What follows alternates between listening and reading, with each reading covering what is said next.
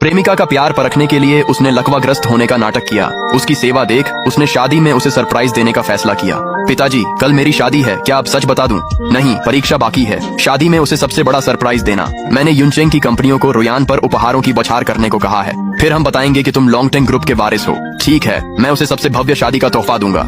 युवक, क्या तुम्हें पत्नी चाहिए? तुम किस तरह के पागल हो? दफा हो जाओ। मैडम, क्या आप ठीक हैं? युवक, क्या तुम्हारी कोई गर्लफ्रेंड है? क्या तुम्हें पत्नी चाहिए? मेरी एक गर्लफ्रेंड है, हम कल शादी कर रहे हैं।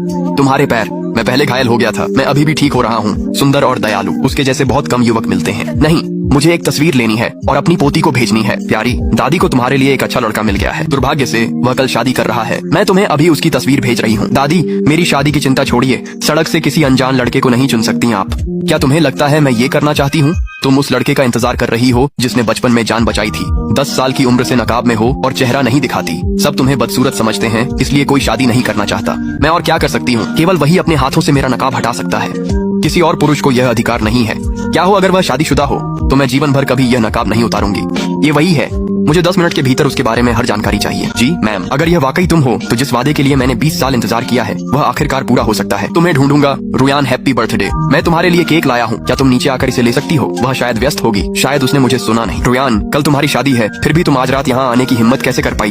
वह दिन भर व्हील चेयर पर रहता है और मेरी बात मानता है। उसे भला कैसे पता चलेगा? क्या तुम वाकई उसे शादी करने वाली हो? बिल्कुल नहीं, ये शादी सिर्फ दिखावा है। एक बार जब मुझे उसे प्रोजेक्ट का अधिकार मिल जाएगा तो मैं लियू परिवार के वित्तीय संकट को हल कर सकती हूँ। फिर मैं उसे छोड़ दूंगी। वह तुम्हें लेकर काफी गंभीर है। उसने आज तुम्हारे लिए बर्थडे केक भी बनाया है। खुद को धोखा देना चाहता है तो देने दो। तो कल की शादी शुरू से ही एक धोखा थी। फिक्र मत करो, मैं कल उसके हस्ताक्षर करवा लूंगी। अनुबंध मिलते ही मैं जियांग परिवार की हीरो बन जाऊंगी। रुयान, मुझे पता था कि तुम मुझे निराश नहीं करोगी। Happy birthday Liu Ruyan. सुश्री शेन, हमने उसे ढूंढ लिया है। उसका नाम लिन फेंक है। उसकी उम्र और पृष्ठभूमि उस लड़के से मेल खाती है और गले का जेड पेंडेंट लिन परिवार का ही प्रतीक है। क्या तुम्हें यकीन है? 100% वही आदमी है जिसे तुम इतने सालों से ढूंढ रही हो। लेकिन लिन फेंक कल लियू रुयान से शादी कर रहा है। मुझे शादी का समय और स्थान भेज दो। जी मैम। लिन फेंक, मेरा इंतजार करना। लियू परिवार काफी जाना माना है। लियू रुयान व्हील चेयर वाले शख्स से शादी क्यों कर रही है? सुना है वो गरीब है और लियू परिवार ही शादी का पूरा खर्च उठा रहा है।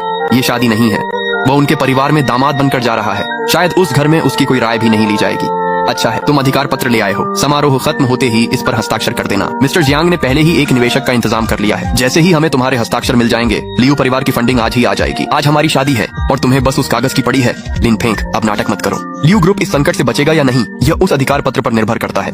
तो इसीलिए तुम मुझसे शादी कर रही हो? हम शादी करने ही वाले हैं। तुम अभी भी तुम्हारे और मेरे में फर्क क्यों कर रहे हो? प्रोजेक्ट लियू परिवार को देने का मतलब है अपनी पत्नी की मदद करना। शुरू करते हैं। शुभ मुहूर्त मत चूकना। देवियों और सज्जनों, स्वागत है। आज हम मिस्टर लिन फेंक और मिस लियू रुयान के सुखद मिलन के साक्षी बनने के